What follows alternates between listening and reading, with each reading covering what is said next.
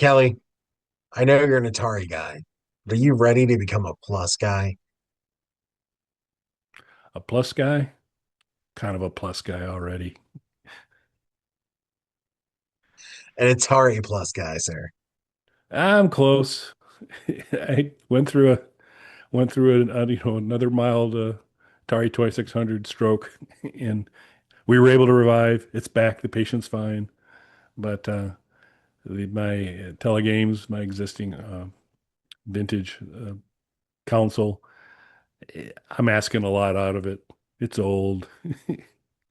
Might have to be put to sleep at some point in time. So I'm open to it, and we've talked previously that if I'm going to get a 2600 replacement, I don't see how I cannot get the 2600 plus. It just looks Yeah, great. I mean it is great. I do so we've talked about this a little bit before. I have absolutely no need for new Atari hardware. Not only do I have multiple ways to play these games, but I have the original 2600, the Vader. I have the Fight Stick. I have all the Atari collections. I have the 7800 plus. And now I bought a 2600 plus because the Pac-Man edition came out. So I was, I don't want to say on the fence about it, but we were kind of talking it through where I didn't really need this. But I was going to buy a Pac-Man for 7800, and I was probably going to buy one of the Pac-Man joysticks because I was already planning on getting a wireless 2600 joystick. Um, I forget, and especially because I've been playing so much Atari on my Fight Stick, different collections, the Atari 50 collection, and all this. I somehow every time forget that when I switch back to the 2600 plus, the kind of awkward controller placement with it plugging into the back of the console, which isn't a problem unless you have like 50 consoles hooked up like I do now. It's it's more because of the layout of the game room that it's just you have to basically pull the entire console off of the shelf to plug it in.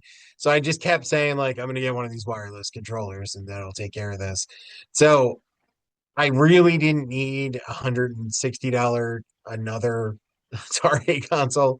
But I was already gonna buy the game, which is $35. I was already gonna buy one of the controllers, which is $40. So now we're under $100. Again, that's still a lot to put out for something I really don't need. I do like it aesthetically, though. It does have a new firmware on there that makes it basically almost and completely compatible with everything. And I'll get into that in a second. I'll tell you which ones it won't play. Um, because I have one of them. So I'll tell you what games it won't play. Um, but for the most part, though, it'll play everything. And again, there's minor quality of life stuff. So you can play pretty much all the 2600 games on the 7800. It does have an A/B switch for difficulty on the front of it, and you can use that in combination with different button presses to approximate the switches on the 2600. But as Kelly could better explain, there's a few 2600 games that just to start the game, you have to have the switches in certain positions. And there's not a lot of games that do this that require you to have like a certain selection of switches on there, but that's harder. Those few games are just a lot harder to get started on the 7800 plus just because it's not set up like that. And again, you can use the A/B switches and then a combination of button presses to kind of get there for the most part, but it is annoying. This is very first world problem. I understand. But so it minor quality of life stuff. And honestly, I like the super bright yellow console. I don't know why. I'm not even the biggest Pac-Man fan, as we've discussed on here before, but I like the look of the crazy bright yellow console. So all of that together, I it was basically 100% sold. But what pushed me over the edge was Dark Chambers. I've been trying to get a copy of Dark Chambers. It is never available on Amazon. I wasn't even able to order it through Atari's website initially. And it gave me a little bit of a better understanding because the Atari website had said it wasn't available for delivery in my region. So as I started looking into this more, it's because they're having issues. with US shipments. I don't know if it's tariffs or chip shortages or whatever it is, but that's why some cartridges are becoming scarce a lot quicker. So I was like, well, I definitely want this cartridge. I definitely want the controller. So now I'm sub $100. I do get the minor ease of using the switches the way they're supposed to be. So I convinced myself that, rather than miss out on the cartridge that I definitely want to get, I'm just gonna pay the money and get the console. So I did. I pre-ordered it. It took a while to get here. It was a few days late, but I did because it was supposed to be delivered on release day, and it was 4 or 5 days later that I got it. But I did get it, and I have to say I'm very impressed with it. Yellow looks really cool as I expected it to. The light up Pac-Man characters on the front. I sent Kelly a picture of it.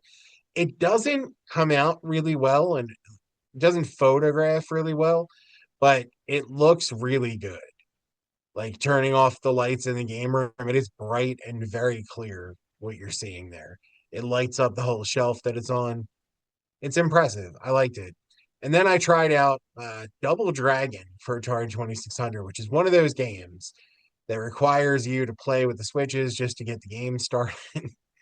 You have to use the switches to cycle through different options, which is, I don't want to say it's impossible, but I am not going to do it on the 7800 because you have to actually cycle through different options before the game starts.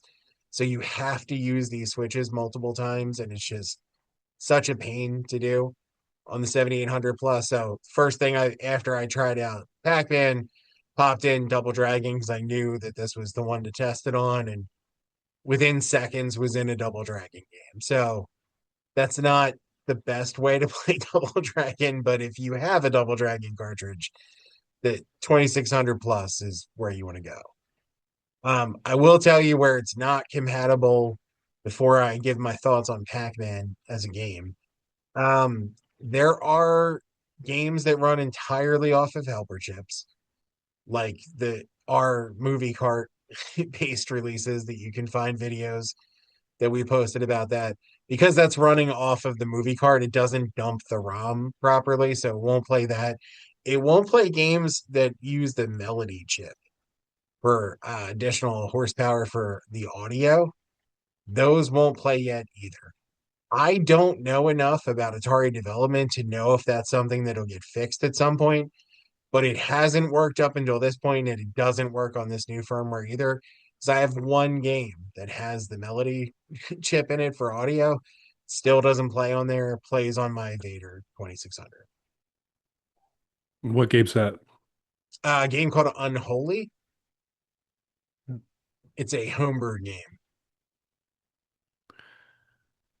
Yeah, it and refresh me too. So you can play 7,800 games on your 2600 plus, right? Yes, yes, you Yep. can. Okay. Yeah, probably gonna be a plus guy.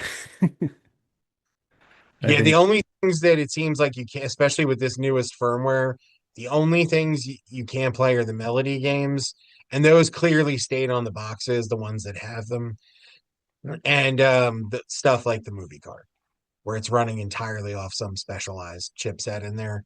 But everything else, even games that used helper chips like Pitfall 2 and stuff like that, do play on there. Yeah, I've been given serious consideration to my rack of consoles. Is since I added an Xbox One into the mix now too. Pretty beefy and challenging.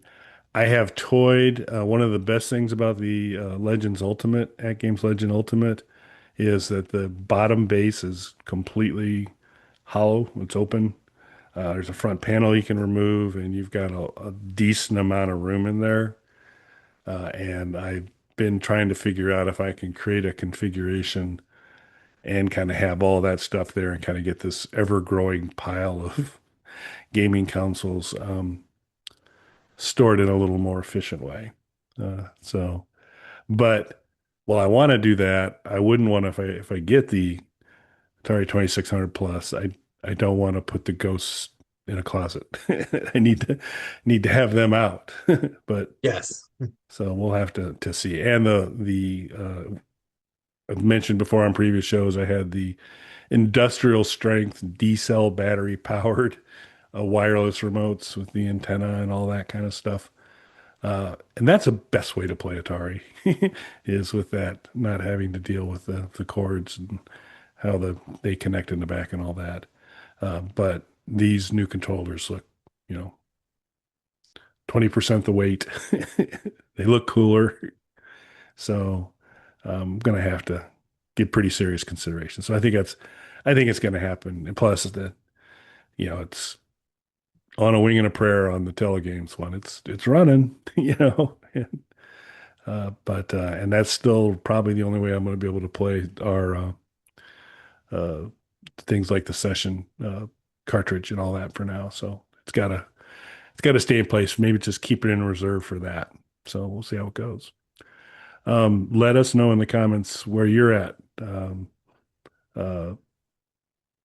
and will there be? Do you think we're going to do a follow up after you get a little more time, or is this enough on the 2600 for the crew?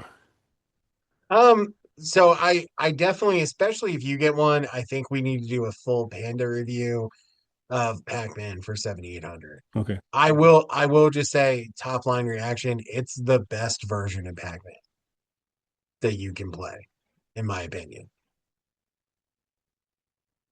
cool. Well, I guess that puts some pressure on me now. Cool. Anything else you want to talk about 7800 Pac-Man a little more now, or save that? Leave our folks wanting for a future discussion. I mean, we could get more detail, but it it offers, first off, it offers 2600 Pac-Man on there as well. So the classic Pac-Man is on there, but 7800 Pac-Man is built off of the Bob DeCrescenzo who made it, who's done a bunch of great Atari games. He based it off of the actual arcade code. So I mean, this is the arcade game, but he added more modes and features and things to it. So it's the arcade game plus a bunch of other stuff.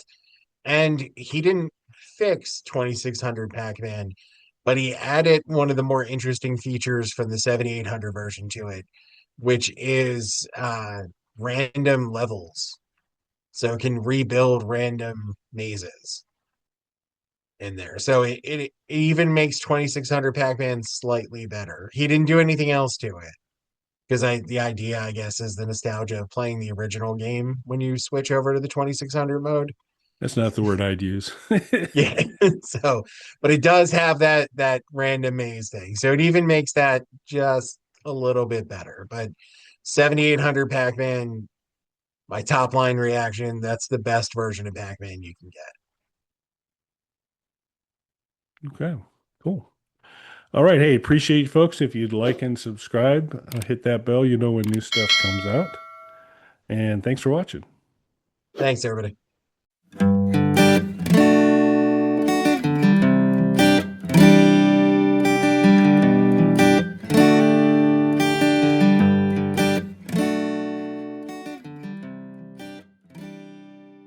Bog Panda.